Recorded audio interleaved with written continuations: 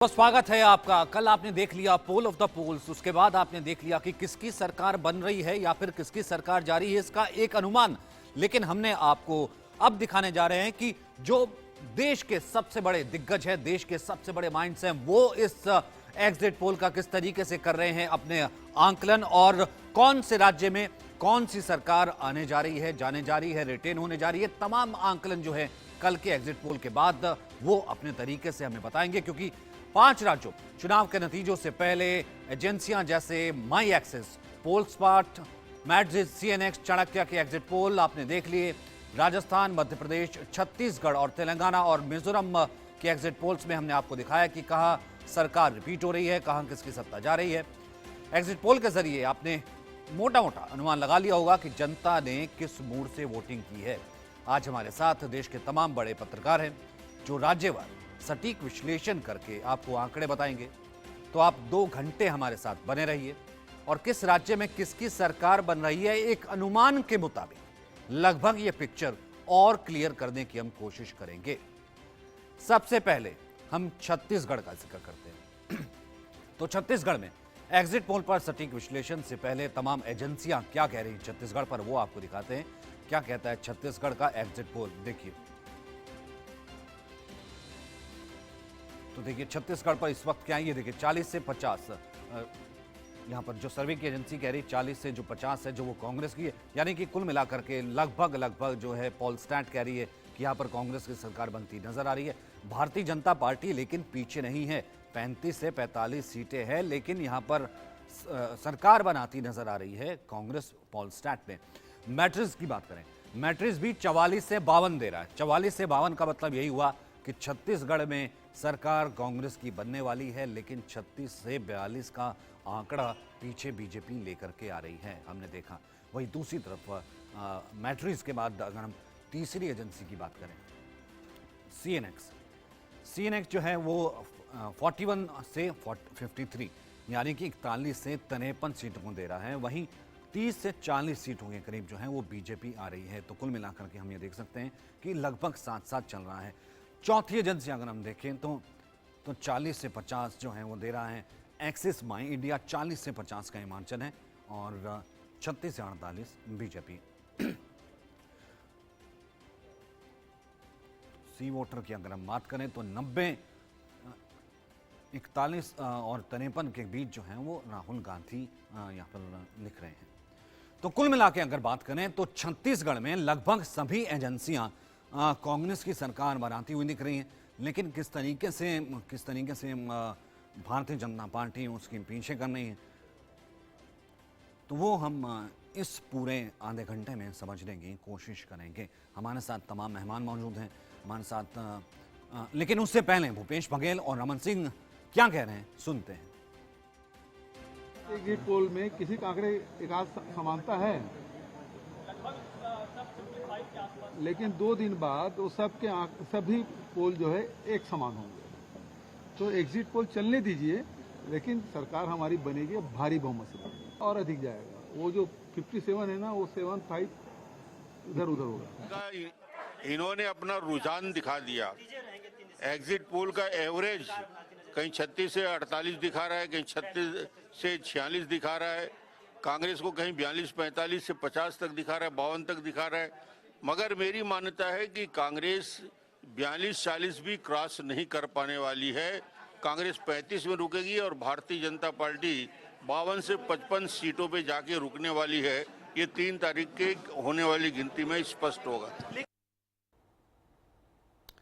तो अब हम आपको दिखाते हैं ये टच ग्राफिक्स के जरिए कि छत्तीसगढ़ में किसकी सरकार, यानी कि जो तमाम एजेंसियां हैं। अब आपने इंडिविजुअल देख लिया, हमने आपको इंडिविजुअल दिखा दिया। अब मैं ओवरऑल आपको दिखाता हूं कि ओवरऑल किस तरीके से तमाम एजेंसियां क्या कह रही हैं। एक्सिस माई इंडिया क्या कह रहा है, वो भी कांग्रेस को दे रहा है यहाँ पर मार्जिन। सीएनएक्स कांग्रेस को मार्जिन दे रहा है। टुडे चाणक्य तो 57 तक लेकर के जा रहा है। तो 57 एक बहुत अच्छा मार्जिन, यानी कि 90 कुल मिलाकर के सीटें हैं तो 57 तक जा रहे हैं। तो यानी कि दोबारा छत्तीसगढ़ में भूपेश बघेल वापसी कर रहे हैं। सी वोटर अगर हम देखें वो 41 से 53 दे रहा है, तो दोबारा भूपेश बघेल की वापसी वो भी दिखा रहा है। हालांकि बीजेपी है 36 से 48, बीजेपी ने अच्छा किया है, लेकिन क्या अंतिम वक्त में जो कहा जा रहा है कि आदिवासी सीटें हैं वो किस तरीके से उसमें जो है कुछ कुंजी छिपी है, वो कुछ काम कर सकती है, या फिर बीजेपी ने लगभग जो है वही योजनाएं सामने रखी जो भूपेश बघेल की योजनाएं थी, काम कर रही थी, उसको लेकर के जनता विश्वास जता सकती है। और ये आंकड़ा क्या बेहतर हो सकता है, या फिर कहीं ना कहीं ये तय है, ये लगभग तय है कि यहाँ पर सरकार जो आ रही है वो भूपेश बघेल की ही आ रही है। तो हमारे साथ तमाम बड़े पैनलिस्ट मौजूद हैं। हमारे साथ आलोक मेहता सर हैं, लगातार हमारे साथ रास बिहारी जी हैं, उनके साथ बैठे हुए हैं, और हमारे साथ इस वक्त राहुल महाजन हैं, और हमारे साथ अरविंद मोहन जी भी मौजूद हैं। सबसे पहले आलोक सर, मैं आपसे ही शुरू करना चाहता हूं। मैंने इसलिए हर एजेंसी को अलग से दिखाया, फिर अलग से तमाम एजेंसीज दिखा ली। लगभग सारी एजेंसीज कांग्रेस दे रही है, लेकिन बीजेपी पीछे नहीं है, नजदीक है कहीं ना कहीं। आलोक सर। सचिन जी, मुझे लगता है कि बिल्कुल आपने ठीक कहा। पिछली बार 15 सीटें थी, उसके बाद आदिवासी इलाकों में जो बढ़त होती है, वहाँ कितनी बढ़त होती है, और ऐसा लगता है जो आंकड़े दिखा रहे हैं, कुछ जो किनारे पर देखिए, जो बहुत स्वीप करके यदि जैसे स्थिति बघेल का, जैसे वो दावा कर रहे हैं कि हम तो 75-70 पहुँच जाएंगे, खुद बघेल साहब ये कह रहे हैं, मुख्यमंत्री हैं, उनके पास भी इंटेलिजेंस होगा, पुलिस होगी, प्रशासन उनका था। लेकिन रमन सिंह जी भी बहुत ही गहरे पुराने चावल बाबा हैं, मतलब वो उनको वहाँ उसी तरह से माना जाता था, और उनके साथ लोगों की सहानुभूति है। आपको आश्चर्य होगा कि कई लोग कहते थे कि अरे हमने गलती कर दी। इसलिए यदि बीजेपी का जो आंकड़ा 48 पे आ रहा है या 45 भी आ गया, और कांग्रेस की एक ही दिक्कत हमें लग रही है, क्योंकि टी.एस. सिंहदेव ने, जो उनके डिप्टी चीफ मिनिस्टर और मुख्यमंत्री पद के दावेदार, जिनको पहले कहा गया था 2.5 साल वो मुख्यमंत्री बनेंगे, उन्होंने चुनाव परिणाम ने एग्जिट पोल से पहले भी, मतदान होने के बाद ये कह दिया था कि मैं मुख्यमंत्री बनने, इस बार मेरा ये अंतिम चुनाव है और मैं मुख्यमंत्री बनूंगा। यदि उनको मुख्यमंत्री बनाने का फैसला नहीं होता तो क्या उनके समर्थक ज्योतिरादित्य सिंधिया की तरह से अभी ही चले जाएं नई सरकार बनने? इसलिए आपने जो कहा ना, किसकी सरकार बनेगी, यदि जो हमारे दर्शक जानना चाहते हैं, हम ये कह रहे हैं कि ये $1 मिलियन सवाल है, और इसीलिए दावा कांग्रेस कुछ भी करे, उनके अपने घर को यदि आंगन में कुछ गड़बड़ है, दीवार यदि टूटी हुई है, तो वही जिम्मेदार होंगे। लेकिन हाँ, ये सही है कि बहुत ही बीजेपी ने जितनी ताकत लगाई है वो अपने आप में आश्चर्यजनक भी है।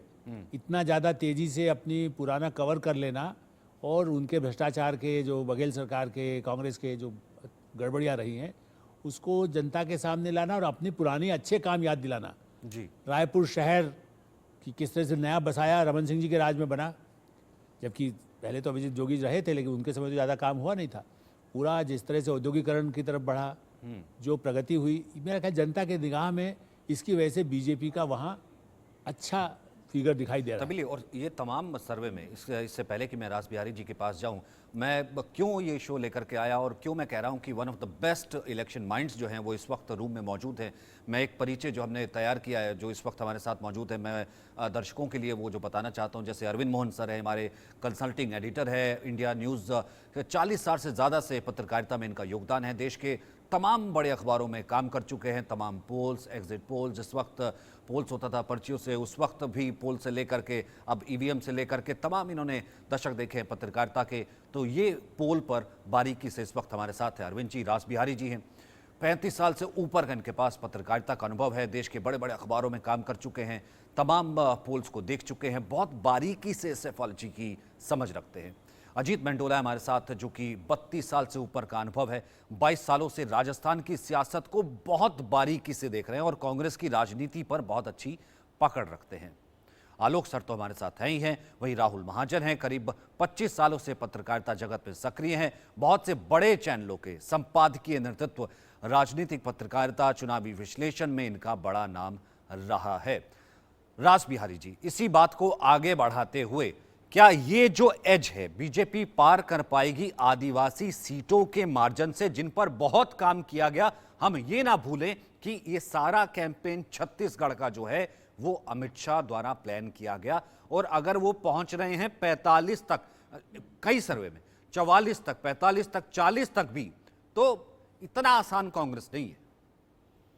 देखिए, भारतीय जनता पार्टी ने पिछले 1 साल में छत्तीसगढ़ में जो काम किया, उसके कारण भारतीय जनता पार्टी को सफलता मिल सकती है। खास तौर पे जहाँ पर पिछली बार बस्तर और सरगुजा क्षेत्र में जैसे साफ हो गई थी, वहाँ भारतीय जनता पार्टी ने लगातार काम किया है। और पिछले अगर चुनाव के मुकाबले देखें तो बाद में जो उपचुनाव हुए वहाँ भी भारतीय जनता पार्टी को हार झेलनी पड़ी थी। लेकिन पता नहीं किस कारण से भारतीय जनता पार्टी ने वहाँ अपने आप को उस तरह सक्रिय नहीं रखा, जैसे मध्य प्रदेश में सक्रिय रखा या राजस्थान में सक्रिय रखा। तो लेकिन यह कि जो भी काम बाद में किया गया, खास तौर पे आदिवासी क्षेत्रों में, जिस तरह से प्रधानमंत्री नरेंद्र मोदी ने लगातार आदिवासियों के हित की बात की, उनके कल्याण की बात की, उनके लिए योजनाओं की बात की, इसी तरह से केंद्रीय गृह मंत्री भी अमित शाह लगातार वहाँ आदिवासी क्षेत्रों में सक्रिय रहे, उसका फ़ायदा जरूर बीजेपी को मिल रहा है। और इसी कारण जहाँ पहले भारतीय जनता पार्टी को ये माना जा रहा था कि 20 सीट से भी ऊपर नहीं जा पाएगी, लेकिन अगर हम देखें अब तो कुछ एग्जिट पोल जो 48 सीट भी दे रहे हैं, तो ये मान सकते हैं कि मुकाबला बहुत तगड़ा हुआ है, कांटेदार टक्कर हुई है। और ऐसे में कोई बड़ी बात नहीं होगी, वहाँ सत्ता पलट भी सकती है, इस तरह के भी संकेत हैं। लेकिन ये तो 3 दिसंबर को पता चलेगा सरकार कौन बनाएगा। लेकिन भारतीय जनता पार्टी वहाँ पर बहुत बड़ा एक गेन करने जा रही है, उसको सीटों का बहुत फ़ायदा हो रहा है। और लोग भी मान रहे हैं कि इतना आसान नहीं है कांग्रेस के लिए सरकार बनाना। चाहे एग्जिट पोल, ठीक है, एग्जिट पोल सारे कांग्रेस को ज़्यादा सीट दे रहे हैं जी जी, लेकिन जिस तरह के वहाँ लोगों की प्रतिक्रिया आई है, उससे ये लगता है एक और इम्पोर्टेंट कि वहाँ पर सरकार बदल भी सकती है। राहुल, आपको क्या लगता है कि एक तो ये बदल भी सकती है और दूसरा ये जो लिटिल मार्जिन है, क्योंकि जैसे ही हम ये कह रहे हैं ना कि सावधानी हटी कि दुर्घटना घटी, और आज ही हमने देखा है भूपेश बघेल ने जितने तमाम उनके विधायक हैं उन सबको कह दिया कि भैया जैसे ही रिजल्ट आएगा मेरे ख्याल से रिजॉर्ट पॉलिटिक्स ना शुरू हो जाए, और ये इसकी बिल्कुल कवायद शुरू होने वाली है। देखिए, जहाँ तक मेरा असेसमेंट है, एग्जिट पोल भी उस ओर इशारा करते हैं कि भूपेश बघेल जो हैं वो अपनी छत्तीसगढ़ में सरकार बनाने जा रहे हैं। जो अपना असेसमेंट कांग्रेस का रहा है वो भी 50 से 55 सीटों का रहा है, और वैसा ही संकेत जो है एग्जिट पोल में आपको दिखाई देता है। दूसरी तरफ बीजेपी का असेसमेंट जो है वो 35 सीटों का लगभग था, और वो जो असेसमेंट है वो ये भी कहते थे कि अगर माहौल बदला तो ये 35 से 45 जा सकता है। तो लेकिन मैं ये कहूँगा कि बीजेपी ने छत्तीसगढ़ में चुनाव लड़ा ही नहीं। बहुत देर से उन्होंने रमन सिंह जो हैं उनको चुनाव मैदान में उतारा, मतलब उनको छत्तीसगढ़ भेजा। पहले तो आपने अपनी प्रचार समिति तक में जो है रमन सिंह का नाम नहीं रखा। बिल्कुल, मैं ये कह रहा हूँ, अगर रमन सिंह को पहले ही छत्तीसगढ़ में भेजा जाता और चुनाव ठीक से लड़ा जाता तो ये परिणाम जो है बदल सकते थे। मैं एक और चीज़ छत्तीसगढ़ के बारे में बता दूं कि भूपेश बघेल जो है वो काफ़ी चतुर जो हैं वो राजनीतिज्ञ हैं। उन्होंने देखिए बीजेपी के सारे कैंपेन को कैसे ब्लंट करने की कोशिश की। बीजेपी हिंदुत्व के नाम पर चुनाव लड़ती है। भूपेश बघेल ने वहाँ पे भगवान राम पथ की योजना, जो गमन पथ की योजना है वो है, माँ कौशल्या को लेकर उन्होंने अपना वहाँ पे मंदिर वगैरह बनाया। उन्होंने गोबर के जो खरीदारी के लिए उन्होंने स्कीम चलाई। अब उनकी बाकी जो स्कीमें हैं, चाहे वो धान की खरीद को लेकर, धान की खरीद है, तेंदु पत्ता है, वो बहुत सारी स्कीमें जो वेलफेयर स्कीम है, और वो ये स्कीमें उन पर्टिकुलर समुदायों को लेकर है जो कि एक बड़े बड़े समुदाय, बड़े बड़े ग्रुप माने जाते हैं जो कि वोट करते हैं। अब बीजेपी को जो फायदा दिखाई दे रहा है, एक तो ये बात है कि बीजेपी का कैंपेन जो है, उन्होंने जब रमन सिंह को उतारा तो बीजेपी का कैंपेन वहाँ पर सुदृढ़ तरीके से शुरू हुआ। एक खास बात जो ट्राइबल एरियाज़ की बात है, ट्राइबल पॉपुलेशन बहुत ज़्यादा है छत्तीसगढ़ में, और वहाँ पर जो एक संघर्ष है, जो क्रिश्चियन वर्सेस ट्राइबल जो संघर्ष दिखाई देता है वहाँ पर, उसका फ़ायदा कहीं ना कहीं बीजेपी को हो रहा है। अगर पर ये क्योंकि सीट वाइज देखना पड़ेगा कि किस सीटों में जो ट्राइबल सीटें हैं वहाँ पर क्या वहाँ पर बीजेपी को समर्थन मिला है या ज़्यादा समर्थन मिला है, तो उससे ये असेसमेंट होगा कि वो संघर्ष जो है उसने कहीं ना कहीं बीजेपी को फ़ायदा पहुँचा। ठीक है, दो चीज़ें अरविंद जी, 35 के करीब, अगर जैसे राहुल ने कहा कि 35 जो है बीजेपी का लगभग अपना आंकड़ा था और 35 के करीब भी जो है यहाँ पर एग्जिट पोल तमाम दे रहे हैं। 35 से 38 के करीब जो है अगर यहाँ पर बीजेपी रहती है, और यहाँ पर प्लस मैं कहता हूँ आदिवासी सीट 7 से 8 आदिवासी सीट जो है वो यहाँ पर काफ़ी फर्क डालती है, जिसपे पीएम ने लास्ट बिल्कुल दौर में जो है प्रचार किया। बस्तर हो, सरगुजा, हमने देखा तमाम सीटों पर काफ़ी तेज़ी से प्रचार हुआ, खुद अमित शाह भी मौजूद रहे। नंबर 1 ये, और नंबर 2 वो योजनाएं जो कि भूपेश बघेल ने थी गिनाई, या फिर जनता उन्हीं पर रिलाय करेगी। यानी दो चीज़, ये दोनों कॉम्बिनेशन मैं आपसे पूछूं, क्या बीजेपी के लिए हो सकता है कि लिटिल मार्जिन से आगे बढ़ जाए आदिवासी कार्ड से, दूसरा ये कि नहीं, आपको लगता है भूपेश बघेल अच्छे मार्जिन से जो है वो लीड कर रहे हैं? देखिए, कांग्रेस कम हो रही है, ये तो बहुत साफ लग रहा है और लग रहा था। और कांग्रेस अपने पिछले वायदे में कई चीज़ों से मुकर गई थी और पीछे हुई थी, करप्शन के चार्जेस थे। लेकिन बीजेपी के कैंपेनिंग में को लेके काफ़ी शिकायत की जा सकती है आप तो आराम से कि बीजेपी ने लगभग छोड़ दिया था पहले ही। क्यों छोड़ा था ये समझना मुश्किल है। शायद उसको अपने महादेव ऐप पे और नरेंद्र मोदी के कैंपेनिंग पे ज़्यादा भरोसा था, तो आखिरी समय उन्होंने एक बम फोड़ा जरूर काफ़ी बड़ा और उससे इशू बदलने की कोशिश की, 30% लेकिन लगता नहीं है कि इशू, क्योंकि जो ट्रैप एक तरह से भूपेश बघेल ने या कांग्रेस ने वायदों का पिटारा और खोल के और किसानों पे फोकस करके जो किया, बीजेपी उस ट्रैप में भी फंसी। बीजेपी को भी वो वायदे करने पड़े। शुरू में वो बोलते रहे कि ये सब तो पैसा बर्बाद करना है, लेकिन असली चीज़ मुझे लगता है कि बीजेपी ने ज़रूरत से ज़्यादा महादेव ऐप और नरेंद्र मोदी पे भरोसा किया, जो लगता नहीं है कि इफेक्टिव हुआ। जबकि नाराज़गी साफ दिख रही है। अगर बीजेपी डबल हो रही है, हर अनुमान में डबल से ऊपर आ रही है, तो इसका मतलब ये है कि पर्याप्त गुंजाइश थी। अगर 5 साल बीजेपी ने अपोजिशन की भूमिका निभाई होती और कैंपेनिंग उस तरह से की होती तो बदलाव भी पॉसिबल था, उसमें कोई ये असंभव चीज़ नहीं है। लेकिन एक पॉइंट पे फोकस करना उसको शायद मुश्किल हो गया। आलोक सर, अगर यही पिक्चर को मैं आगे लेकर के चलूं तो यहाँ पर भूपेश बघेल अगर आते हैं, भ्रष्टाचार बहुत बड़ा मुद्दा था, मुख्यमंत्री के ऊपर दाग लगना, 500 कितने करोड़ जो है सीधा गए और वो बाकायदा अभी चल रही है और ये सब चीज़ें देखी है और ये इन्वेस्टिगेशन उस वक्त भी चल रहा है, ईडी के छापे उससे पहले पड़ रहे हैं, उनके सहयोगियों तक वहाँ तक जो है हम नहीं जाते। लेकिन उसके बावजूद भूपेश बघेल अगर आते हैं कि धान की खरीद जो है 3200 MSP और तमाम तेंदुपत्ता को लेकर के उनकी योजना, गोबर खरीद को लेकर की योजना, अगर उनकी योजनाओं पर ये वोट करके जनता चुन लेती है तो फिर इसका मैसेज क्या है? देखिए सचिन जी, मैं थोड़ी बातें जो पहले भी कही गई, ये कहना कि खाली मुख्यमंत्री के बल पर चुनाव जीते जाते हैं, ऐसा नहीं है। प्रधानमंत्रियों के बल पर भी लोग हारने वाले आए ना, VP सिंह भी बने थे प्राइम मिनिस्टर, तो इसलिए, और या इंदिरा गांधी चुनाव हारी इमरजेंसी के बाद भी। तो ये एक हमारी धारणा, चूँकि थोड़ा सरल असेसमेंट है। मेरा ये मानना है कि ऐसा भी नहीं है। अभी राहुल जी कह रहे थे, राहुल महाजन ज़्यादा एक्टिवली फॉलो भी करते रहे हैं, राज बिहारी जी करते रहे हैं, लेकिन हम लोग, मैं उसको इस रूप में देखता हूँ, कछुआ चाल किसको कहते हैं।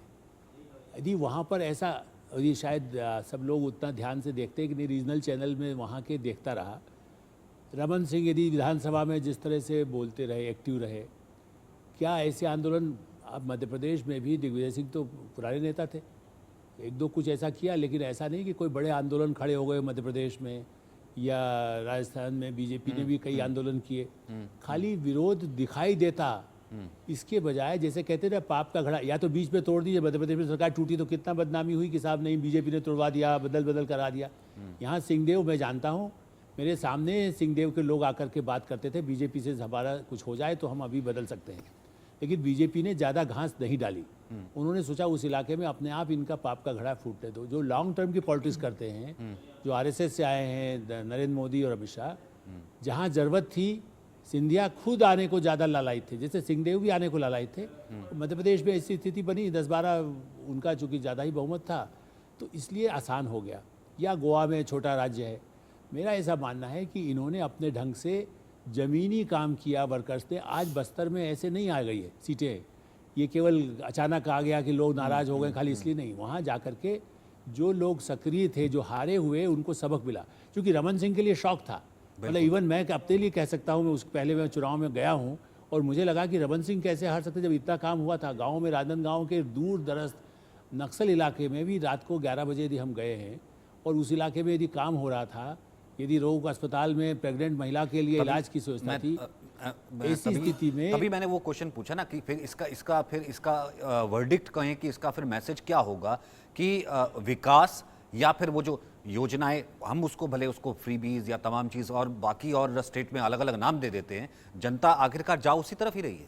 हाँ, यही एक ट्रेंड जो शुरू किया गया है, कुछ हद तक पहले भी था, जिसमें कह सकते हैं कि महात्मा गांधी योजना, फिर प्रधानमंत्री सड़क योजना, इस तरह की जो कहना चाहिए कि गरीबों को दिया जाना। लेकिन आम आदमी पार्टी आने के बाद मेरा मानना है कि उसके बाद ही ये ज़्यादा ही शुरू हुआ, दिल्ली की बिजली फ्री करना गरीबों के लिए।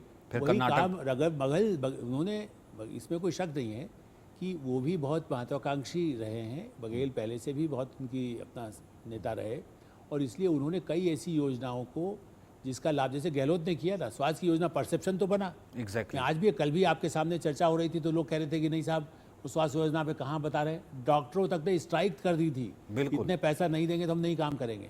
तो योजनाएं बड़ी बनी, लेकिन हाँ, पिछड़ा इलाका आज भी है, आदिवासी इलाका, गरीबों का, उनमें जो नई जागृति आई है और जो जिनको लाभ मिल रहा है, उसके आधार पर बघेल को जहाँ जहाँ लाभ मिला है, जैसे तेंदुपत्ता आपने कहा, कोयला खदानों से यदि कुछ पैसा आया, वहाँ पर कुछ अच्छा काम हुआ, उससे हम लोगों के उसमें भी बघेल ने इंटरव्यू दिए हैं हम लोगों को, और इसलिए मैं मानता हूँ कि वो काम हुआ। लेकिन उनकी अपनी पार्टी में उन्होंने अपने वर्चस्व के लिए पुराने नेताओं को कैसे डाउन कर दे। चरणदास महंत हैं, मोतीलाल वोरा तो तब जिंदा थे, तब उनके खिलाफ ही अभियान चलाते थे।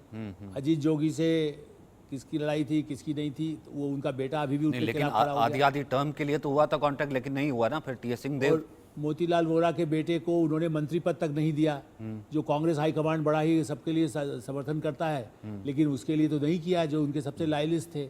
तो इससे यह कि उन्होंने अपनी पार्टी में पोजीशन को स्ट्रांग किया, पैसा पार्टी फंड के लिए जितना ज़्यादा जुटा सकते थे दिया, ताकि वो शक्तिशाली रहे, पार्टी में उनको समर्थन मिलता रहे, 2.5 साल बाद भी उन्हें ना बदला जाए। ठीक है, ये रासबिहारी जी। भूपेश बघेल की सफलता का राज है। ठीक है, ना बदला जाए, ये एक स्ट्रांग मैसेज होगा, क्योंकि टीएस सिंहदेव जो है वो बिल्कुल अब मुख्यमंत्री नहीं तो कब, वो ये बात बोल चुके पहले ही, का नतीजे अपने पक्ष में जताते हुए। देखिए, इसमें सबसे बड़ी बात ये भी है कि जो टीएस सिंहदेव का इलाका है सरगुजा, वहाँ पर कांग्रेस बेहतर स्थिति में नहीं है और सीटें कम हो रही हैं, तो उसका असर उनकी दावेदारी को कमज़ोर करेगा। लोग मान के चल रहे थे कि कुछ कारणों से, या जो भ्रष्टाचार के आरोप लगे हैं, ईडी जांच कर रही है, तो भूपेश बघेल को ईडी घेर सकती है, तो ऐसे में टीएस सिंहदेव नए मुख्यमंत्री हो सकते हैं। लेकिन जिस तरह से, क्योंकि ये भी माना जा रहा है कि भूपेश बघेल 24 घंटे राजनीति करते हैं, जी बिल्कुल। उनको भी प्रधानमंत्री की तरह सक्रिय रहने का एक सक्रिय रहते हैं हमेशा, और इस कारण उनको फायदा मिलेगा, ये भी मान रहे हैं कि नेशनल पॉलिटिक्स से कम नहीं है। मतलब आप यूँ अंदाजा लगाइए रासबिहारी जी कि जितने तमाम कॉन्क्लेव दिल्ली में होते हैं, तमाम बड़े नेशनल चैनल्स पे, वो एक गेस्ट जरूर होते हैं छत्तीसगढ़ के। हाँ, उनका मतलब उन्होंने अपना एक राष्ट्रव्यापी बनाने की कोशिश की है। लेकिन जैसा आलोक जी कह रहे थे कि आला कमान की इच्छा को अगर आप पूरा नहीं करते हैं, और ख़ास तौर पे जैसे पहले ये था कि हम 2.5 साल सरकार चलाएंगे, उसका और टीएस सिंहदेव को नहीं बनने दिया। अब टीएस सिंहदेव की उम्र भी ज़्यादा हो रही है, दूसरा जो सरगुजा में बदले राजनीतिक हालात हैं उसका भी असर रहेगा। लेकिन अब ये देखना होगा कि पहले तो कांग्रेस की सरकार वहाँ बनती है कि नहीं बनती, क्योंकि ये ठीक था कि मतदान से पहले सब मान के चल रहे थे कि भारतीय जनता पार्टी बहुत अच्छा नहीं कर पाएगी, लेकिन अब ये मान के चला जा रहा है कि भारतीय जनता पार्टी में अच्छा करने वाली है। और देखिए, सबसे बड़ी बात है कि जो रमन सिंह के मुख्यमंत्री काल में जो नक्सलवाद पे रोक लगाई गई, जो उग्रवाद पे रोक लगाई, और उसके कारण राज्य का विकास हुआ। लेकिन अगर हम देखें तो नक्सलवाद पिछले 5 साल में छत्तीसगढ़ में काफ़ी घटनाएं हुई हैं, उस तरह से रोक नहीं लगाई जिस तरह से रमन सिंह ने एक बिल्कुल नक्सल विरोधी अभियान चलाया था। उसकी बड़े पैमाने पे देश में लोग शिकायत भी करते थे कि नक्सल की आड़ में और आदिवासी तंग किया जा रहा है, लेकिन ऐसा नहीं है। लेकिन उन्होंने पूरी मेहनत से और बड़ी ईमानदारी से ये नक्सल विरोधी अभियान चलाया, वो थोड़ा भूपेश बघेल के राज में कमजोर पड़ा है। तो इसी चीज को मैं लेकर के आता हूं ना राहुल, इसी चीज की बात हो रही थी ना कि यहां पर जनता अगर योजनाओं के साथ ही जाती है, उसके घर में राशन आ रहा है, उसके घर में अगर धान आ रहा है और धान के ऊपर एमएसपी अच्छी मिल रही है, उसका तेंदुपत्ता बिक रहा है, तो ऐसे में अगर विकास नहीं भी हो रहा, या फिर और जो बाकी चीज़ों का परसेप्शन है कि मुख्यमंत्री के ऊपर क्या दाग है, वो इस चीज़ को नहीं बाय कर रही, इस चीज़ के ऊपर नहीं वोट दे रही है, तो क्या ये धारणा फिर आगे 2024 के लिए इम्पैक्ट होगी, या फिर अभी वो दूर की कौड़ी? देखिए, मैं इस पे आऊँगा आपके कि फ्रीबीज का क्या असर होता है चुनावों में, लेकिन उससे पहले एक बात और कह दूँ। इस चुनाव में एक और ख़ास बात जो छत्तीसगढ़ में देखने को मिली है, वो है ट्राइबल एरियाज़ में बढ़ चढ़ के वोट हुआ। बिल्कुल। देखिए, पहले ये होता था कि नक्सलवाद के रहते ट्राइबल एरियाज में वोट नहीं हो पाता था, लोग बाहर नहीं निकल पाते थे, वोट नहीं कर पाते थे।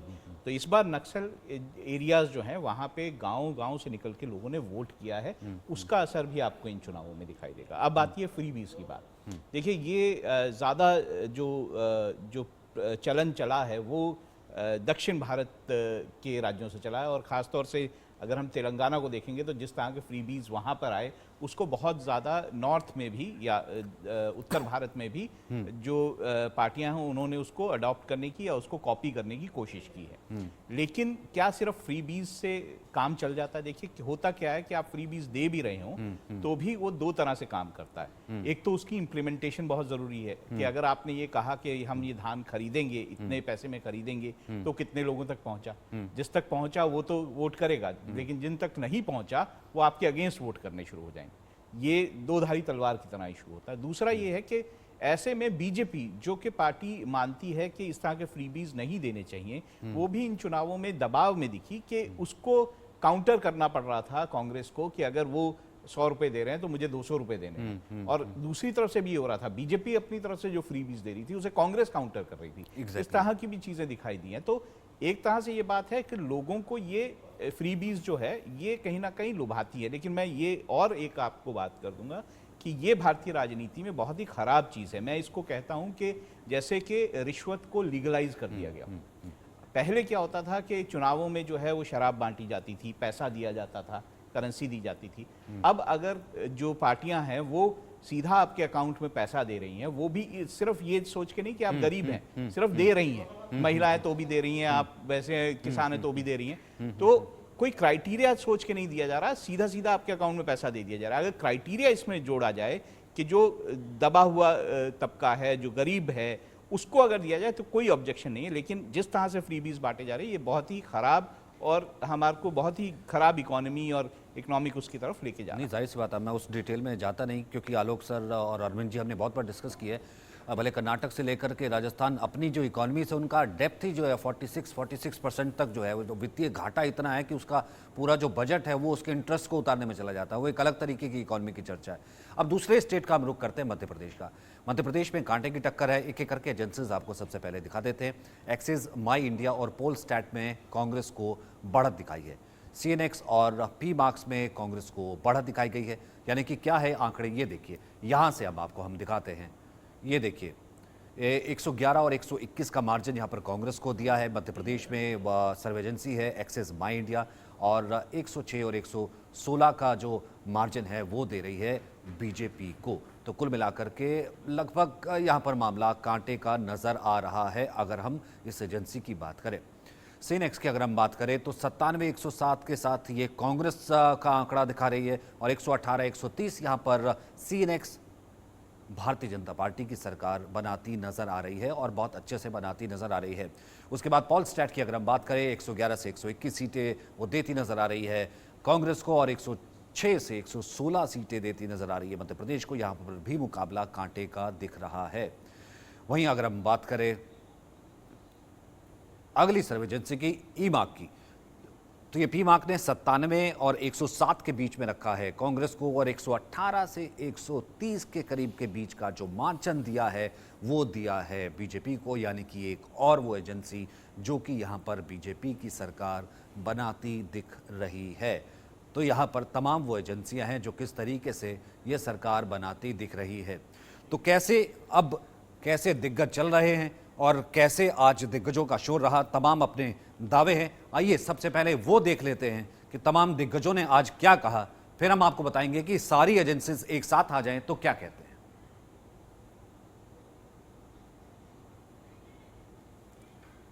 पीएम किसान सम्मान निधि में सीएम किसान सम्मान निधि या कल्याण योजना की राशि जोड़ी हो, मुख्यमंत्री सीखो कमाओ योजना हो, या अन्य बहुत सी योजनाएं, ये उन्हीं को ढंग से नीचे पहुंचाने का परिणाम है कि भारतीय जनता पार्टी फिर शानदार बहुमत प्राप्त करने जा रही है। कांग्रेस के सभी कार्यकर्ता पूरी ताकत से मैदान में आ जाएं। भाजपा चुनाव हार चुकी है। कुछ एग्जिट पोल जानबूझकर इसीलिए बनाए गए हैं कि कांग्रेस कार्यकर्ता निराश हों और झूठा माहौल दिखाकर अधिकारियों पर दबाव बनाया जाए। ये षड्यंत्र कामयाब होने वाला नहीं है। कांग्रेस के सभी पदाधिकारी, जिला अध्यक्ष, जिला प्रभारी, मोर्चा संगठन के प्रमुख और प्रकोष्ठों के पदाधिकारी अपने अपने काम में जुट जाएं और निष्पक्ष मतगणना कराएं। हम सब जीत के लिए तैयार हैं। हम सब एकजुट हैं। आपको कोई भी समस्या लगती है तो आप सीधे मुझसे बात करें या पीसीसी में 3 दिसंबर को फोन करें। मैं पूरे समय में रहूंगा। 3 दिसंबर को कांग्रेस पार्टी की सरकार बन रही है। चलिए, अब तमाम जो एजेंसीज है एक साथ अगर मैं दिखाने की कोशिश, वो जो मैंने आपको दिखाई थी वो देखिए किस तरीके से मार्जिन जो है वो बीजेपी के साथ है। ये टुडेज चाणक्य जो हमने उस वक्त नहीं देखा था 151 का, अगर 151 है तो ये बहुत बड़ा आंकड़ा है। वो ये दिखा रहा है कि यहाँ पर शिवराज आ रहे हैं। और बीडीआर की अगर मैं बात करूँ तो वो तो 156 का आंकड़ा यहाँ पर बीजेपी के साथ दिखाता नजर आ रहा है। पोल ऑफ द पोल्स की बात करें तो ये 131, अगर 131 भी रह रहा है तो 131 भी ये आंकड़ा है जो कि कंफर्टेबली बीजेपी की सरकार बनाने जा रहा है। लेकिन कमलनाथ यही कह रहे थे, अभी हमने देखा इन टेलीस पे मत जाइए, टेलीविजन से सरकार नहीं बनती। आलोक सर, आपका अपना राज्य है, मैं आपसे ही शुरू करना चाहता हूं। टेलीविजन से सरकार नहीं बनती, ये हम भी जानते हैं, लेकिन टेलीविजन से एनालिसिस तो हो ही सकता है सर। और फिलहाल ये जो एग्जिट पोल आया मध्य प्रदेश का, कुछ ने इतना क्लियर दे दिया कि सर थंपिंग मेजॉरिटी है बीजेपी के लिए। 1 या 2 ने क्लियर ला करके कांग्रेस को छोड़ दिया। अब करें तो करे क्या वाला जो बयान था कमलनाथ शायद उस तरीके का था, मतलब कि जैसे एक डराने वाला जो सर्वे होता है कुछ वैसी उसके बाद की प्रतिक्रिया नजर आ रही थी कमलनाथ। देखिए, कमलनाथ जी के बने जैसा उनको लग रहा है कि, और वो इतना अति आत्मविश्वास में रहे, इसमें कोई शक नहीं कि ही इज़ ए गुड, जिसे कहते हैं कि बहुत पुराने नेता हैं और बड़ा व्यापार वाला उनका एक अपना जो स्टाइल रहा है, कंपनियां चलाई हैं उन्होंने अपनी, कॉमर्स मिनिस्टर रहे हैं, देश के बड़े नेता हैं। इसलिए उनको लगता है कि जो कुछ हमने हिसाब लगाया गया है उसी हिसाब से हो रहा है और मीडिया गड़बड़ है। तो बहुत ज़्यादा नाराज़गी उनकी दिखाई दे रही है कि एग्जिट पोल लोगों ने अपना लेकिन आप देखिए सारे सर्वे मिला लें, मैं भी जोड़ रहा था कहीं हम मध्य प्रदेश के लोगों ने इकट्ठा किया, तब भी जो है वो बीजेपी का औसत यदि सारे सर्वे का इकट्ठा कर लें 130 के आसपास आ रहा है और कांग्रेस 104 आ रही। मैं ये भी मानता हूँ कि चलिए यदि उन्होंने अच्छा काम किया है, लेकिन महिलाओं का जो वोट पड़ा है शायद हो सकता है कमलनाथ जी उतना ज़मीनी उनको रिपोर्ट न मिली हो जो हम जानकारी है। इसलिए मुझे लगता है कि Shivraj ji plus Narendra Modi prime minister, जो लोग लोकल विधायकों से, मंत्रियों से नाराजगी या उनके भ्रष्टाचार नहीं थे ऐसा मैं नहीं मानता। मैं मानता हूँ कि वहाँ नीचे गड़बड़ भी हुआ जिसको रोक नहीं पाए, जो सामने आए होंगे आरोप। वहाँ तो देखिए नोट गिनने वाले अफसरों के यहाँ मशीनें लगी, इसका मतलब भ्रष्टाचार रुका तो होगा ना। बिल्कुल, क्योंकि यदि नहीं होता तो उसी सरकार थी। आप ये कहते नहीं आप बीजेपी कांग्रेस सरकारों पे छापे मारे। मैं आपको बताऊंगा यदि मध्य प्रदेश में चाहे वो लोकपाल के जरिए हो, चाहे एजेंसियों के जरिए हो, इनकम टैक्स के हों, जितनी ज़्यादा छापेमारी हुई है वो शायद नहीं हुई। इसका मतलब भ्रष्टाचार रुका है ना। सड़कें बनी है। अब आपने कहा मैं वहाँ दिग्विजय सिंह जी को मैं 74 से जानता था और वो इंजीनियर हैं, इंदौर में पढ़े हुए, लेकिन सड़कों की हालत इतनी ख़राब थी कि मैंने जब कुछ साल जाने बंद कर दिया। No doubt. और वहाँ भारती के बनने के बाद कैलाश विजयवर्गीय मंत्री थे और दूसरे मंत्री थे, उसके बाद सड़कें बनी हैं। आप देखिए, आपके हमारे रिपोर्टर भी गए हैं, मनोज मनु भी गए, सब जगह गए, तो सड़कों से जो हालत हुई है, बिजली का सुधार हुआ है, उससे लोगों को भूल जाइए कि कमलनाथ हैं कि शिवराज जी हैं। मैं तो कह रहा हूँ कि मैं एज ए नागरिक यदि मुझे लगता है कि मेरे लिए सड़क मिल गई, यदि मेरे बच्चे के लिए अच्छा स्कूल मिल गया या थोड़ी सुविधाएं मिल गई, जब कोरोना पीरियड आया तो कोई थोड़ी सी उसमें गड़बड़ियाँ चाहे हुई हो लेकिन ज़्यादा लोगों को सहायता मिल गई, ये सब कारण है जिससे शिवराज को कॉन्फिडेंस है। और यही एक नतीजा है, यदि बीजेपी किनारे पर भी आ गई तो वो सरकार बना लेगी। अब यदि बिल्कुल निश्चित रूप से लोग इतना ज़्यादा शिवराज से नाराज हैं कि सब कुछ छोड़ देंगे और एकदम उनको हटा देंगे, ये सी भविष्यवाणी तो हम नहीं कर सकते, लेकिन मुझे लगता है कि कांटे के मुकाबले ज़्यादा शिवराज का पलड़ा भारी है। रास बिहारी जी यहाँ पर एज जरूर कुछ दिखा रहे हैं, लेकिन फिलहाल आपको क्या लगता है जिस तरीके से हमने देखा कि वो कपड़े फाड़ने वाला एक प्रसंग हो, या फिर हमने देखा कि नकुलनाथ जो है वो अपने तरीके से टिकटे हैं, वो अपनी बात करेंगे, कमलनाथ जो है अपने तरीके से टिकट जो उनके साथ ही है, मुझसे नहीं, आप जहाँ बात करनी वहाँ जाके बात कीजिए, दिग्विजय सिंह और जो परिवार की टिकट्स जनता ने देखा है और ये समझती है क्या? रास बिहारी जी देखिए, मध्य प्रदेश में तो भारतीय जनता पार्टी की सरकार बनना तय है। ये एग्जिट पोल भी बता रहे हैं, और जिस तरह से मतदाताओं का रुख रहा है भारतीय जनता पार्टी के प्रति, उससे भी साबित होता है कि अगली सरकार भारतीय जनता पार्टी की होगी। देखिए, जिस तरह से आलोक जी ने कहा कि भारतीय जनता पार्टी की सरकार में सड़क, खास तौर पे बिजली, क्योंकि 2003 से पहले जहां गांव में बिजली नहीं आती थी, 2-2 घंटे बिजली आती थी, अब 24 घंटे बिजली मिलती है। सड़कें बहुत अच्छी हुई हैं, स्कूल कॉलेज भी काफ़ी अच्छे बने हैं। इसमें ये कोई शक नहीं कि विकास भारतीय जनता पार्टी के सरकार के दौरान बहुत तेज़ी से हुआ है। अस्पताल भी बने हैं, लोगों को दवाई भी मिल रही हैं। दूसरा सबसे बड़ा जो चेहरा है प्रधानमंत्री नरेंद्र मोदी का, कि केंद्र की योजनाओं से कितना लाभ हुआ, वहाँ के किसानों को लाभ हुआ है, वहाँ की महिलाओं को लाभ हुआ है, वहाँ के आदिवासियों को लाभ हुआ है। और जितना ध्यान नरेंद्र मोदी की सरकार ने आदिवासियों पे दिया है, गांवों पे दिया है, गांव वहाँ के मजदूरों पे दिया है, और खेती करने वालों पे दिया है, इतना ध्यान कांग्रेस सरकार ने दिया, तो इसका फायदा भी बीजेपी को मिल रहा है। दूसरी सबसे बड़ी बात है कि भारतीय जनता पार्टी में जिस तरह से दिग्गजों को अलग अलग क्षेत्र में मैदान में उतारा गया, उससे एक और बड़ा माहौल बना।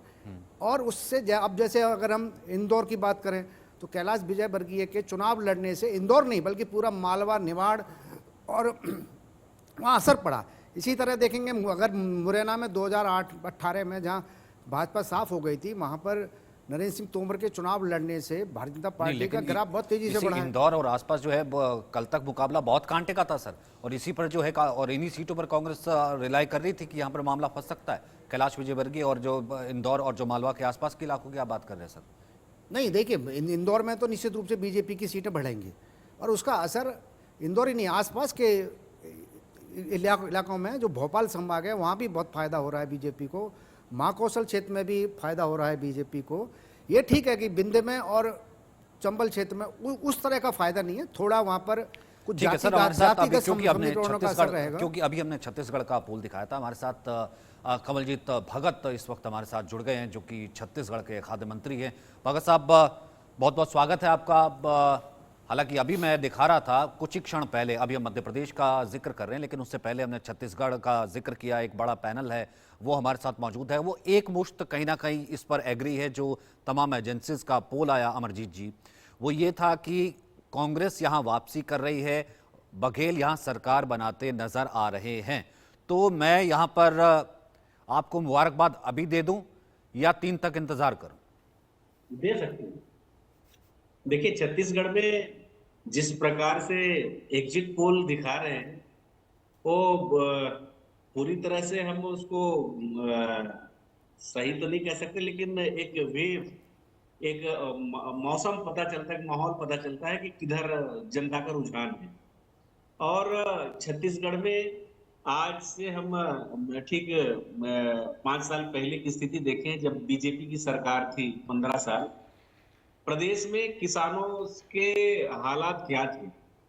लोग कर्ज में डूबे हुए थे, लोग आत्महत्या जैसे कदम उठा रहे थे।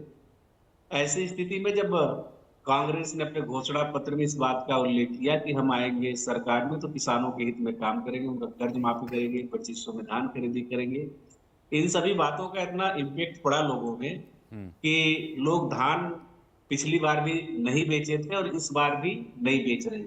तो मतलब ये छत्तीसगढ़ का जो पहचान है धान का कटोरे से है, किसानों से है। किसानी काम यहाँ 85% से ज्यादा लोग करते हैं। तो जो लोग सीधा सीधा देखते हैं कि कांग्रेस के साथ हमारा भविष्य सुरक्षित है, और इस बात के लिए हम पूरी तरह से आशान्वित हैं कि जो एग्जिट पोल है उसमें सरकार बनाते हुए दिखा रहे हैं, लेकिन आंकड़े हमारे और बढ़ेंगे नहीं। लेकिन उसी प्रकार से हम अब आदिवासी क्षेत्रों में देखेंगे तो आदिवासी क्षेत्रों में इनका जो आरक्षण का मुद्दा था, आरक्षण बिल जो है विधानसभा में पारित हुआ और राज्यपाल महामहिम महोदय आज तक उसमें दस्तखत नहीं किए, जिससे इन वर्गों में इस बात को लेकर के काफी नाराजगी थी।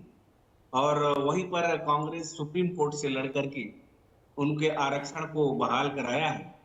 तो आदिवासी क्षेत्रों में तो एक तरफा कांग्रेस को सपोर्ट मिलेगा, ऐसा हम लोग उम्मीद करते हैं। नहीं, लेकिन इसी आदिवासी मैं यही आपसे जो है अगला सवाल पूछना चाह रहा था, क्योंकि यहीं पर अगर आप है, एक तो ये कि आपकी सीटें इसी सर्वे की बात करें, तमाम सर्वों में ये बात तो सत्य है कि ठीक है आप सरकार बनाते नजर आ रहे हैं, लेकिन सीटें कम हो रही कांग्रेस की, ये बात तो है, नाराजगी तो कहीं ना कहीं कुछ है। भारतीय जनता पार्टी भी कोई बहुत ज्यादा पीछे नहीं है, 5 से 10 सीटों के मार्जिन से वो पीछे, लेकिन सरकार आप बना रहे हैं। लेकिन उनका भी ये दावा, वो जो आदिवासी सीटें हैं जहां पर भारतीय जनता पार्टी ने काफी काम किया, जहां पर जो है अमित शाह ने पूरा जोर लगाया, पीएम की रैली और वो जो योजनाओं का लाभ पहुंचना था नहीं पहुंचा, वहां से जो नतीजा आएगा वो 3 तारीख को कुछ अलग कर सकता है। एक बात आपने ठीक कहा कि जो मेहनत अमित शाह जी और माननीय प्रधानमंत्री नरेंद्र मोदी जी ने ईडी के माध्यम से, आईटी के माध्यम से, सीबीआई केंद्रीय एजेंसी के माध्यम से जो डर और टेरर पैदा करने का काम उन्होंने किया है, उसमें वो सफल रहे हैं। और आज लोगों को ये समझ में नहीं आता है कि जो भारत सरकार केवल छत्तीसगढ़ में इस तरह की कर रही है या पूरे देश में कर रही है, क्योंकि जी जी जी,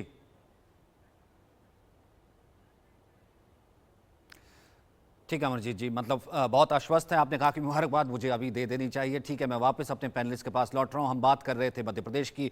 रास बिहारी जी, आप बात पूरी कर लीजिए। अगर आपको लगा बात पूरी होगी तो मैं फिर राहुल के पास जाना चाहता हूं। राहुल, 3 चीज़ें बीजेपी को लेकर के कही जा रही थी। एमपी इसलिए बहुत इंटरेस्टिंग था, वो ये कही जा रही थी कि नाराज शिवराज और बीजेपी इस बार आउट हो रही है, मतलब कहीं ना कहीं वापसी कर ही नहीं रही है। लेकिन उसके बावजूद भी इस थंपिंग मेजॉरिटी से अगर वो आ रही है, ये जो सर्वे सारे दिखा रहे हैं, तो आपको क्या लग रहा है? मतलब शिवराज का बिल्कुल जो है एक किस्म से दरकार कर देना, फिर लास्ट में शिवराज भी हैं, रेस में पीएम का चेहरा भी है, क्या काम कर गया आखिरकार?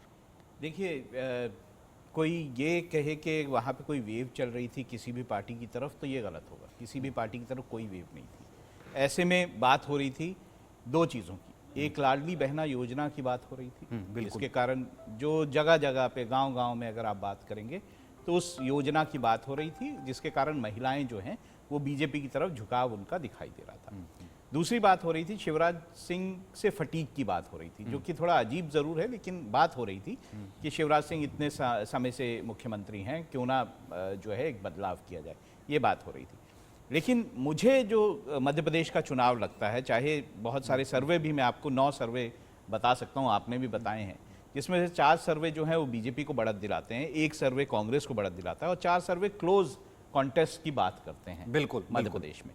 तो मध्य प्रदेश में क्लोज कॉन्टेस्ट हो सकता है, ये मैं मानता हूँ। बिकॉज अगर मैं बात करूं चंबल ग्वालियर रीजन की, तो वहाँ पर ज्योतिरादित्य सिंधिया से ने कई लोगों के लिए टिकट की मांग की थी, ये सब जानते हैं, और उनको टिकट नहीं मिले बीजेपी में। तो क्या उसका कोई असर जो है वो बीजेपी के खिलाफ दिखाई देगा? उन बागियों का कुछ असर बीजेपी के खिलाफ दिखाई देगा?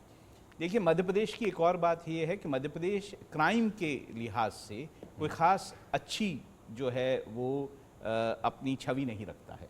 क्राइम अगर देखें, जो घटना जो है आप जो है हम कह सकते हैं महाकाल की नगरी में हुई, जो एक घटना जो है सिद्धि में हुई, जो कि एक ट्राइबल के खिलाफ हुई, ये घटनाएं जो हैं ये लोगों के मानस में रहेंगी। अगर आप 2018 का चुनाव भी देखेंगे, तब जो है मंदसौर की घटना ने बहुत ज़्यादा असर डाला था पूरे चुनाव में, किसान जो है काफ़ी खिलाफ हो गए थे बीजेपी के।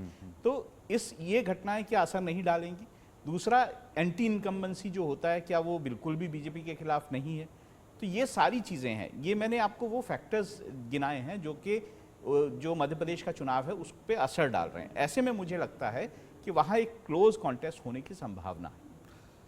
अरविंद जी, आप हमेशा कहते रहे हैं, हमने तमाम शोज़ में जब भी एमपी डिस्कस किया है, जब हम बात कहते हैं क्लोज कॉन्टेस्ट की, तो आप हमेशा एमपी को ये कहते रहे कि आप हमेशा कहिएगा कि एमपी आपको चौंकाएगा।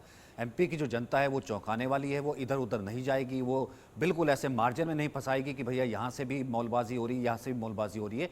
एमपी की जनता clear cut margin, clear cut जो है मेजोरिटी देगी एक ही पार्टी को। क्या इन एग्जिट पोल्स के बाद आप अब भी अपने उस स्टेटमेंट पर कायम है सर? देखिए, मुझे शुरू से यही लगता था कि बीजेपी हारेगी, और बीजेपी हारेगी, बड़े वोट से हारेगी, क्योंकि शासन का एक बाल एकदम ख़त्म हो गया था और छोटे लेवल का करप्शन बहुत ज़्यादा था, हर आदमी उससे त्रस्त है। लेकिन जिस किस्म से शिवराज ने वापसी की है, टिकट चौथे लिस्ट में अपने लिए लेने से लेके और लाडली बहन के सहारे, सबको लगता है कि बीजेपी की वापसी होगी या हो रही है, तो लाडली बहन के बहाने और वोटिंग के बाद ये साफ बहुत दिखाई दे रहा है कि 6% वोट महिलाओं का ऊपर आया है। एग्जैक्टली। अब ये अपने आप में चौंकाने वाली बात है सचमुच। और जो बात मैं कह रहा था वो मुझे लग रहा है कि उलट रही है, और उलट रही है तो सिर्फ इसलिए कि महिलाओं ने बहुत डिसिसिव ढंग से फैसला एक तरफ दिया है या एक तरफ देने निकली हैं, और वो अपने भाई या मामा या जो कहें, शिवराज अपनी इमेज, एक ज़माने में ये होता था कि चाचा नेहरू जब कहे जाते थे तो लोहिया इस पर टोंट कसते थे कि वो महिलाओं का भाई नहीं बनना चाहता है, देवर बनना चाहता है। लेकिन शिवराज ने अपने को महिलाओं का भाई बना के अपनी इमेज बनाई, और इस योजना के सहारे वो घर घर पहुँचे हैं। तो अगर वापसी वहाँ हो रही है तो चौथे लिस्ट में आने के बाद भी, जबकि क्लियर इंडिकेशन हर तरफ से है कि शिवराज को बाहर किया जाना है, चौथे लिस्ट में टिकट पाके भी और एक इस योजना के सहारे वो वापसी कर रहे हैं। और ये एक शानदार वापसी है, क्योंकि ये विपक्ष से लड़ने के साथ अपनी पार्टी में भी एक वो जंग लड़ रहे हैं, और अगर जीतते हैं तो सचमुच वो एक चमत्कार करेंगे। जाहिर सी बात है, अगर सचमुच जो है उसके बाद एक चमत्कार हो सकता है। तो चलिए हम इस वक्त जो है कुछ और ग्राफिक्स लेने की कोशिश करते हैं। यहाँ पर देखिए, यहाँ पर कांग्रेस ने किस तरीके के वायदे किए, वायदों की ही ये पूरी, हम ये कह सकते हैं कि कहीं ना कहीं ये पूरी वायदों की ही भरमार रही। अब ये देखिए मध्य प्रदेश में किस किस कार्य, BDR जो है एजेंसी का हम आपको सर्वे दिखाते हैं कि मध्य प्रदेश में 230 सीटें, सीट शेयर देखिए बीजेपी, कांग्रेस और अदर्स 156, BDR के हिसाब से 156, अगर 156 अगर हम देखें 230 के हिसाब से, तो यानी बीजेपी एक अच्छे मार्जिन से, एक बढ़िया मार्जिन से, एक बड़े मार्जिन से सरकार बनाती नजर आ रही है। वहीं कांग्रेस का जो वोटिंग, कांग्रेस का ये वोट शेयर जो हम देखें 40.18 है, बीजेपी का है 46.87। हालांकि बहुत ज़्यादा इसमें डिफरेंस नहीं है, लेकिन सीटों में काफ़ी ज़्यादा डिफरेंस नज़र आ रहा है। अगर मैं अदर्स की बात करूं तो 12.95 है। अब ये अदर्स में कितनी कुंजी छिपी है, या फिर कई एजेंसीज ये कह रही है कि यहाँ पर मामला कांटे का हो सकता है, लेकिन अगर मैं BDR की बात करूँ तो BDR के मुताबिक यहाँ पर मुकाबला एक तरफा है। बीजेपी जो है वापस आ रही है एकदम थम्बिंग मेजॉरिटी के साथ। ये देखिए क्षेत्रवार सीट शेयर जो है, बुंदेलखंड की बात करें तो 26 सीटें हैं, बीजेपी इसमें 15 ले रही है, कांग्रेस इसमें 11 सीटें हासिल कर रही है। विंध्य की बात करें 30 सीटें हैं, बीजेपी की 22 सीटें हैं, कांग्रेस की इसमें 8 सीटें हैं। महाकौशल की बात करें बीजेपी 21 और कांग्रेस की 17, 38 सीटें महाकौशल की। भोपाल नर्मदापुरम की बात करें 36 सीटें हैं, बीजेपी 33, कांग्रेस 3। ये क्षेत्रवार शीट शेयर हम आपको दिखा रहे हैं BDR एजेंसी का। मालवा निगम की बात करें 66 सीटें, 43 बीजेपी। यहाँ पर देखिए मालवा निगम में काफ़ी ज़्यादा अच्छा करती नजर आ रही है, जिसका जिक्र यहाँ पर रास बिहारी जी भी कर रहे थे। वही अगर हम बात करें बुंदेलखंड की 26 सीटों की, तो 15 बीजेपी और 11 यहाँ पर बुंदेलखंड में कहीं ना कहीं कांग्रेस थोड़ा मुकाबला देती हुई नजर आ रही है। तो ये है विंध्य, महाकौशल और तमाम वो हमने देखा क्षेत्रवार तरीके से।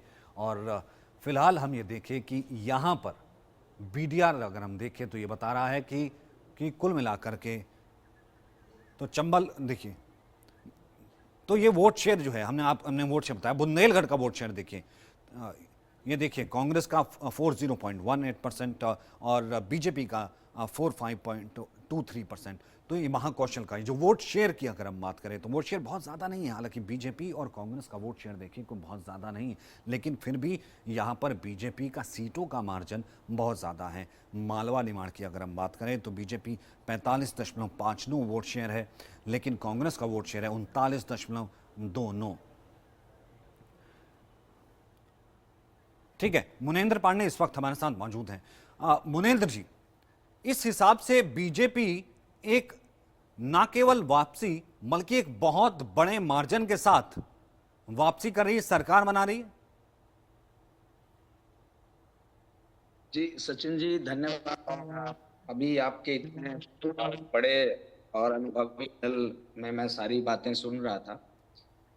यहाँ पर मैं अपनी बात थोड़ा रखूंगा। जैसे अभी पूरे चर्चा में मैं सबसे पहले आपको ये बताना चाहूंगा कि ये सर्वे हम जनवरी से और चुनाव के पहले और चुनाव के बाद भी किए हैं, जिसमें लगभग टोटल 3 लाख सैंपल साइज है। अगर चुनाव के पहले और बाद का दोनों का देख लें तो ये सैंपल साइज का जो है वो ड्यूरेशन है जनवरी से और अभी तक की है।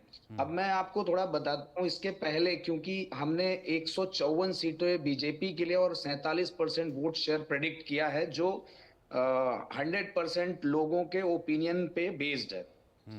अब इसमें मैं आपको ये बताना चाहूंगा कि जब हम लोग ये काम स्टार्ट किए या सर्वे हमने वहां स्टार्ट किया, तो मैं सबसे पहले आपको ग्वालियर चंबल की ही बात बताता हूँ कि उस समय ग्वालियर और चंबल के रीजन में बीजेपी 17 से 18 सीटों के आसपास बीजेपी आ रहा था। अब ये यहाँ पे जो डिस्कशन है यहाँ पे या पूरे चुनाव के दरमियान जो एक चर्चा रही कि ग्वालियर चंबल में बीजेपी अच्छा परफॉर्म नहीं करेगी, तो मैं आपको बताना चाहूंगा कि अगर कांग्रेस के लोगों के आने की वजह से लोगों में गुस्सा था, तो बाय इलेक्शन हुआ उस समय, तो बाय इलेक्शन में बीजेपी का वोट शेयर 2018 में 34% से 44% हो गया।